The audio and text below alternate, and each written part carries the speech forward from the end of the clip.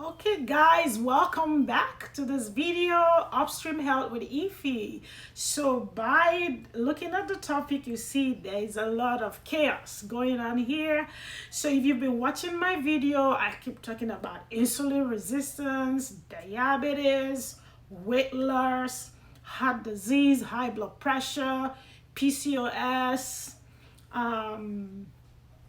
cystic diseases in the breast, so like I think it's becoming chaotic, right? So let's look at this insulin resistance. Why is it causing so much chaos, right? So I'm gonna give you guys a little scenario so that you can understand why insulin resistance is a big issue in chronic conditions or in our health.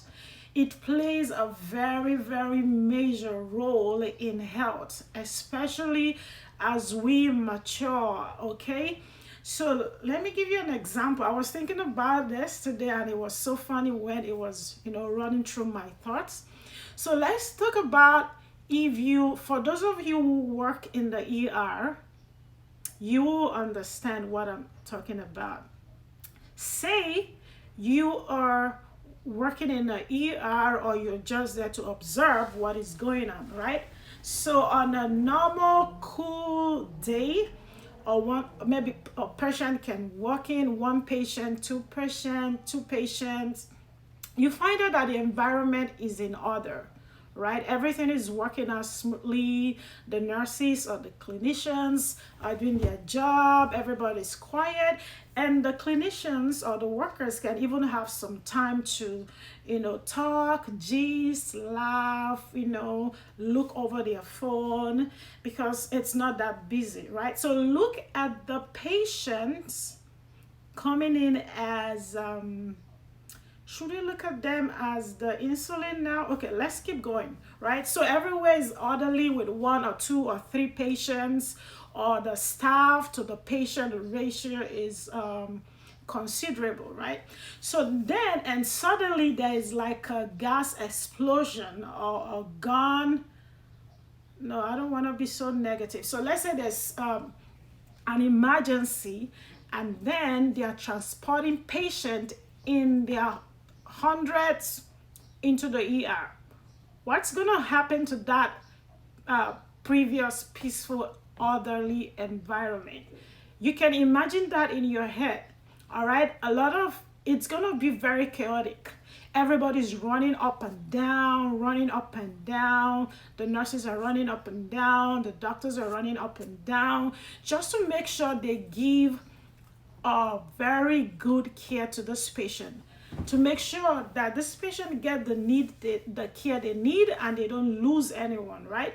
So, but what happens if the patients keep coming in, they're bringing in more casualties, and what happens when the nurses or the clinicians can't take it anymore? There is a burnout, right?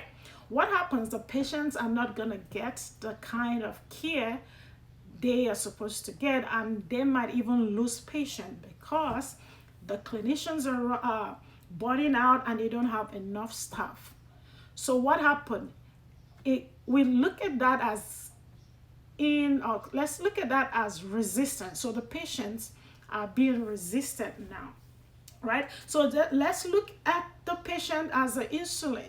So when they get too much in the ER, then the cells of the body, which I liken it here now as the nurses or the staffs, begin to resist because they're burning out, they're tired, there's less staff.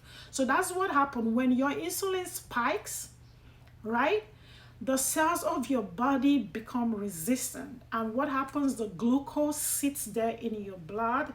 If it sits there over time, it can start damaging your cells, right? And you're gaining weight, you're having then the person gets diabetic, your blood pressure goes up, cholesterol goes up, heart disease. So think about that. Weight gain increases, metabolic syndrome, everything kicks in. So that's what happened when your body burns out. The insulin spike. Your pancreas also is working too much to produce insulin. And after some time, it gets overwhelmed. So that's what happens with insulin resistance. So I hope that simple illustration helped you to understand why we should avoid insulin resistance. So anytime now you hear about someone talking about insulin resistance in polycystic ovarian syndrome, maybe in diabetes, in weight control, in high blood pressure, and someone who is overweight, then you understand. And then what is responsible for insulin resistance? Let's talk about carbohydrates. Carbohydrates, how we consume our carbohydrate is very important. Like I've seen people say, oh, when you're diabetic or when you're overweight or when you have polycystic ovarian syndrome or you have like hormonal issues, don't eat carbohydrate. No, we need carbohydrate in our body. We need it.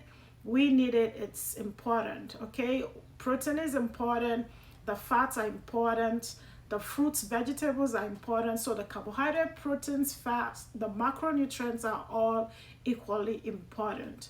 Okay, so in the next video, let's look at carbohydrate, how we should be having our carbohydrate in order to avoid spiking our insulin that can lead to insulin resistance. So this is very important. If you have PCOS, polycystic ovarian syndrome, you should watch that video. Carbohydrate, how you get it into your system is very, very important. Okay, so I'll see you in my next video. Bye, have a blessed day.